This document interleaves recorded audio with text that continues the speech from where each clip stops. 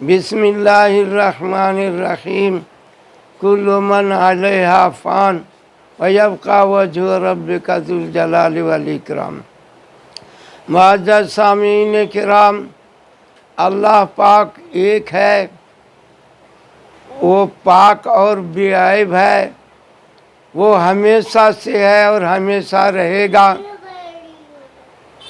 تو اللہ کی ذکر سے روح کو زندہ کیا جاتا ہے۔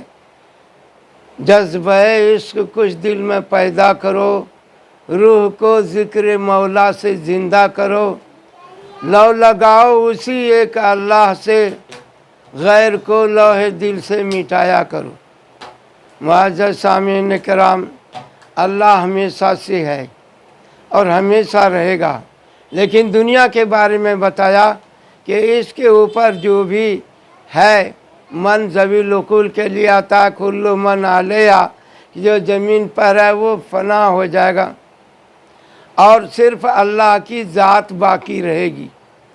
تو اللہ ذاتی نام ہے اور وہ انسان کے عقل سمجھ سے بالا تر ہے، اس لیے اس کے بارے میں غور و فکر کرنے سے سمجھ میں نہیں آئے گا، اس لیے کہ وہ وراء الورا ہے۔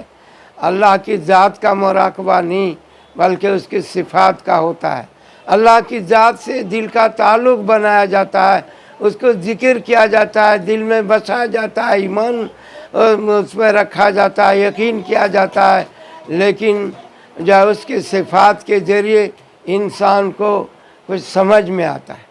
اب آپ دیکھیں گے کہ بسم اللہ میں اللہ کا ذاتی نام ہے، اس کے بعد رحمان اور رحیم سے اس کا تعارف کرایا جا رہا ہے۔ تو رحمان جو ہے فعلان کے وزن پر ہے، جو فعلان کے وزن پر جو آتا ہے وہ ہمیشگی اس میں نہیں رہتی ہے۔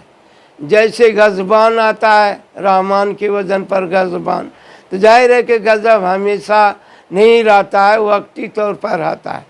اسی طرح سے رحمان کی جو صفت ہے وہ وقتی طور پر حالات کے اعتبار سے رحمت ہوئی ہے، لیکن ہمیشہ رحمت ہو وہ رحمان کی صفت نہیں ہے۔ اسی طریقے سے رحیم جو صفت ہے وہ اس وزن پر ہے جیسے جمیل ہے، کہ جمیل معنی خوبصورتی ہوتا ہے، تو خوبصورتی ہمیشہ رہتا ہے۔ اس طرح سے رحیم کا کر کے ہمیشگی کی رحمت ہو اس کے ساتھ، یہ بتانا مقصد ہے۔ تو اللہ کی ذات کو پہچانوانے کے لیے رحمان اور رحیم بتا کر کے لوگوں کے دماغ اور عقل اور سمجھ کے قریب کر کے بتایا ہے۔ اسی طریقے سے هو الحی القیوم، اللہ کون ہے؟ تو وہ حی اور قیوم ہے۔ تو حیات تو ہر چیز کے اندر ہے، اللہ نے ہر چیز کو پانی سے حیات بخشا ہے، تو یہ حیات تو سمجھ میں آ رہا ہے۔ تو یہ دینے والا جو ہے حیات کو، اس کا نام حی ہے، اس کی صفت ہے، اور ہر چیزیں ایک دوسرے پر قائم ہے، دوسرے کے سہارے قائم ہے، تو قیوم اس کی صفت ہے جو اپنے آپ سے ہے، اسی طرح قائم ہے۔ اسی طریقے سے عالم الغیب والشہادہ ہے، کہ پہلے جو کچھ ہوا اس کو بھی جانتا ہے، آئندہ جو کچھ ہوگا وہ کچھ بھی جانتا ہے، غائب میں تو جانتا ہے، حاضر میں تو بھی جانتا ہے۔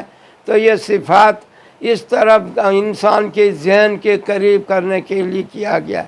تو اللہ کا ذکر بڑی چیز ہے، جب اللہ کو ذکر کرتا ہے، یاد کرتا ہے، تو اللہ کا گویا وہ ہم نشین ہوتا ہے، اور جو سمجھے کہ اللہ کے ذکر سے اللہ کی محبت پیدا ہوتی ہے، اللہ کا قرب حاصل ہوتا ہے، اللہ کا رضا کا سبب ہوتا ہے۔ اس لیے کثرت سے اللہ پاک نے ذکر کرنے کو بتایا کہ یا ایھا الذین آمنوا، اے ایمان والو، ذکرن کثیرا، اللہ کو خوب یاد کرو، بہت زیادہ یاد کرو، کھڑے یاد کرو، بیٹھے یاد کرو، لیٹے یاد کرو، اور زمین اور آسمانوں کے بارے میں، پیدائش کے بارے میں غور فکر کرو۔ تو پہلا کام یہ ہے کہ ہمیں جس نے پیدا کیا ہے وہ خالق ہے، اور جو کچھ بنا ہے وہ مخلوق ہے، وہ پوجنے کے لائق، عبادت کے لائق نہیں ہے۔ اب صرف پیدا کر کے چھوڑ دیتا تو انسان کا کام نہیں چلتا، بگڑ جاتا۔ اس لیے رب العالمین بتایا کہ اللہ خالق تو ہے لیکن سارے جہان کا رب بھی ہے۔ رب اس کو کہتے ہیں جو دھیرے دھیرے دھیرے اس کو تربیت کرے، اس کو کمال تک پہنچائے، اس کو نقائص سے، پریشانیوں سے اور طرح طرح کے حالات سے اس کو بچائے۔ تو اس طرح ربوبیت کا مسئلہ ساتھ ساتھ چلتا ہے۔ اسی لیے میرے بھائی اور محترم بزرگوں، خالق ہونے کے ساتھ اس کے ربوبیت کا بھی یقین کرنا ہوگا۔ اور پھر اس کے بعد یہ انسان جس کے بارے میں ظلماً جہول آیا ہے کہ انسان اپنی اصلیت کے اعتبار سے جاہل ہے۔ لا تعلمون شیئا واللہ اخرجکم من بطون امہاتکم لا تعلمون شیئا، کہ میں نے جب انسان کو پہلی بار پیدا کیا تو وہ کچھ بھی نہیں جانتا تھا۔ تو انسان کی اصلی صفت نہ جاننا ہے، جاہل ہونا ہے، امی ہونا، امی اس کی صفت ہے۔ اور پھر اس کے بعد جو ہے اب وہ دیکھ کر کے ماں کو، گھر کو اور لوگوں کو سن کے دیکھ کے اس کو علم بڑھتا جاتا ہے۔ تو اس طریقے سے اس کی انسان کی اصلی صفت سمجھے جاہل ہونا، اور جب جاہل ہوگا تو سب چیز حقیقت اچھی طرح سے نہیں انجام دے سکتا ہے، الٹ پلٹ کرے گا تو جاہل کے ساتھ ظالم بھی ہو جائے گا۔ تو ظلماً جہولا ہونا، اور اس کے ساتھ یہ جلد باز بھی کہ چاہے گا کہ جتنی جلدی ہو سکے ہم سارا کام کر کے بیٹھ جائیں۔ تو اس کا جو ہے سمجھیے کہ جلد باز ہونا، اور پھر اس کے بعد حریص ہونا۔ حریص اس کی صفت ہے، جس کو جو چیز دیکھا جی مہاراج مجھے ہو جائے، جہاں جو چیز دیکھا اپنا ہو جانا، اپنا ہو جانا۔ تو اس طریقے سے انسان کی اصلیت کے اعتبار سے ظالم ہونا، جاہل ہونا، جلد باز ہونا، حریص ہونا، یہ ان کی صفت تھی۔ لیکن اللہ پاک نے اپنے کرم سے اکرام کیا اس کو، کرمنا بنی آدم کو اتنا بڑا درجہ دے دیا کہ تمام مخلوقات میں اس کو قابل اکرام بنا دیا۔ تو یہ اکرام کے لحاظ سے بھی غور کرنے کی چیز ہے۔ تخلیق کے اعتبار سے تو بالکل اسفل سافلین، کہ ثم رددناہ اسفل سافلین، بنا تو دیا، وہ انسان بنا دیا، لیکن میں نے اس کو خصائص کے اعتبار سے اس کے اندر جو کمی تھی اس کے اعتبار سے تو یہ اسفل سافلین میں پہنچنے والا تھا۔ لیکن اس نے اللہ پر یقین کیا، رسول پر یقین کیا، آخرت پر یقین کیا، کلام پر یقین کیا، حشر و نشر پر یقین کیا، تقدیر کے بھلے برے کو مانا، فرشتوں کو مانا۔ تو اب یہ ایمان لانے کی وجہ سے اسفل سافلین سے نکل کر کے اوپر آ گیا۔ اور اکرام صرف اتنا ہی نہیں کیا بلکہ اکرام یہ بھی کیا کہ اس کو کھانے کے لیے دنیا میں جتنی چیز پیداوار ہے اس میں جو اچھی چیز ہے وہ انسان کا خوراک ہے۔ چنانچہ آپ دیکھتے ہیں کہ دھان پیدا ہوتا ہے تو اس کا پوار کو جانور کو کھلایا جاتا ہے، اس کا بھوس دوسرے کام میں لایا جاتا ہے، لیکن مین چیز جو اس کے اندر چاول ہے وہ انسان کا خوراک ہے۔ اسی طریقے سے گیہوں میں آپ دیکھ سکتے ہیں، پھلوں میں آپ دیکھیے کہ انسان پھل ان کا خوراک بنا گیا، اس کی لکڑی اس کو انسان کا خوراک نہیں بنایا، ان کے پتوں کو انسان کا خوراک نہیں بنا، بلکہ ہر چیز میں جو اچھی چیز ہے وہ انسان کا رزق بنایا۔ تو رزقناہم الطیبات اور فضلنا علی کثیر ممن خلقنا تفضیلا، ہم نے بہت سی چیزوں کو جو بنایا ان میں سے اس انسان کو بہتری عطا فرمایا۔ تو یہ درجات اس لیے ہے تاکہ وہ اللہ کے ساتھ وہ وابستگی کرے، اللہ پر یقین کرے، ان کے کہے پر چلے، تو یہ دنیا بھی بنے گی اور آخرت بھی بنے گا۔ تو جسم کے لحاظ سے جو انسان بنا ہے، اگر اس کا نام انسان ہے تو یہ انسان بچپنا ہے تو جو کچھ ملا ہے وہ ختم ہونے والی چیز ہے، بچپنا ہوا تو ختم ہو جائے گا، جوانی ملی تو ختم ہو جائے گا، بڑھاپا آیا تو وہ بھی ختم ہو جائے گا، جو کچھ طاقت ملی وہ بھی زوال پذیر اور ختم ہونے والی چیز ہے، دنیا کی دولت بھی مٹنے والی چیز ہے۔ لیکن اسی چیزوں کو اللہ سے وابستہ کر دیا اور اللہ کے لیے زندگی گزارا، تو اب یہ جو ما عندکم ینفد وما عند اللہ باق، جو اللہ کے پاس آپ نے بھیج دیا وہ باقی رہنے والی چیز ہوگی۔ تو انسان جیسے کو بقا چاہتا ہے انسان، تو تو اللہ کی ذات کے ساتھ وابستہ ہو، اس کے صفات سے وابستہ ہو، تو یہ انسان بقا ہوگا۔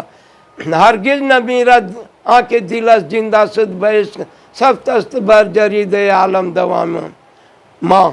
تو یہ جس کا دل عشق الہی سے معمور ہو جائے تو وہ ہرگز مرتا نہیں ہے، بلکہ سارے عالم میں اس کا دھوم مچتا ہے۔ آپ نہیں دیکھتے کہ آپ صلی اللہ علیہ وسلم کا نام عرش بری پر بھی لکھا ہوا ہے، اور آپ احمد تھے، تو آپ بہت زیادہ کیسا تعریف کرتے تھے؟ بہت زیادہ تعریف کرنے والا کیا بہت زیادہ تعریف؟ کیا تعریف تو سب کوئی کرتا ہے۔ تو آپ صلی اللہ علیہ وسلم کے تعلیمات کو آپ غور کریں گے تو الحمدللہ الذی احیانا، تعریف ہے اس خدا کی جس نے نیند کے بعد دوبارہ زندگی عطا کیا۔ تو وہاں الحمدللہ سارے لوگ سوتے ہیں، اسی طرح الحمدللہ الذی اطعمنا، اس کی تعریف ہے، سب تعریف جس نے کھانا کھلایا۔ تو حقیقت میں تعریف اللہ کی ہے، اور جگہ جگہ پر سونے سے پہلے، سونے کے بعد، کھانے کے بعد، یہ جو تعریف آپ صلی اللہ علیہ وسلم کی ہے، یہ کسی اور نبی سے نہیں ثابت ہے جتنا آپ صلی اللہ علیہ وسلم سے ہے۔ اسی لیے آپ کا نام اگر احمد ہے تو کام بھی احمد ہے، اور محمد ہے تو آپ کی تعریف کی گئی ہے، تو ہر عالم میں تعریف کی جا رہی ہے، سارے عالم میں آپ کی تعریف ہو رہی ہے۔ قیامت میں بھی حمد کا جھنڈا آپ کے ہاتھ میں ہوگا، اور اولین و آخرین آپ کے پیچھے ہوں گے، اور آپ امتی امتی کر رہے ہوں گے، اللہ سے دعا کر رہے ہوں گے، اور اللہ تعالیٰ جب آپ کو شفاعت کا حق دے گا تو نہ جانے آپ کے طفیل میں کتنوں کو شفاعت کا حق ملے گا۔ تو آپ احمد کا بھی اچھی طرح سے کام کر کے دکھائے ہیں، اور محمد کا بھی کام کا اظہار ہو رہا ہے، اور اس طرح کا 99 نام آپ صلی اللہ علیہ وسلم کا، بصیرہ ہونا، خوشخبری دینے والا ہونا، نذیراً ڈرانے والا ہونا، قاسم ہونا، اس طرح سے آپ کے صفات کے اعتبار سے 99 نام آپ صلی اللہ علیہ وسلم کا ہے۔ اللہ کی ذات اور صفات، اللہ کا ایک ذاتی نام ہے، اور 99 نام صفاتی ہے۔ انہی صفات کو اللہ پاک نے آپ صلی اللہ علیہ وسلم کے اندر رکھا، تو آپ بھی ان صفات سے متجلی ہوئے۔ بہرحال آپ صلی اللہ علیہ وسلم کے طریقے پہ جو بھی زندگی گزارے گا، اللہ کا محبوب بنے گا۔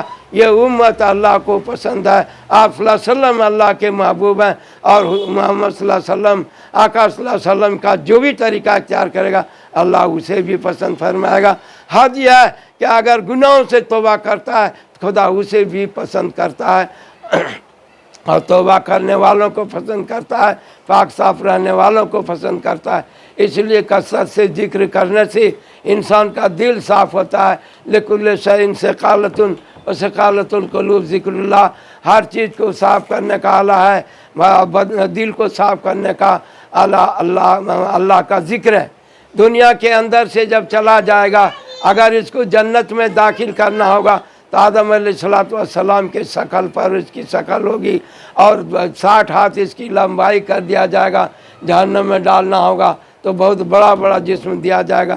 غرض یہ جسم کے اعتبار سے بڑا چھوٹا ہوتا رہے گا، اور انسان کے اعمال کے اعتبار سے ہوگا۔ اللہ پاک ہم سب کو عمل کرنے کی توفیق عطا فرمائے۔ وآخر دعوانا الحمدللہ۔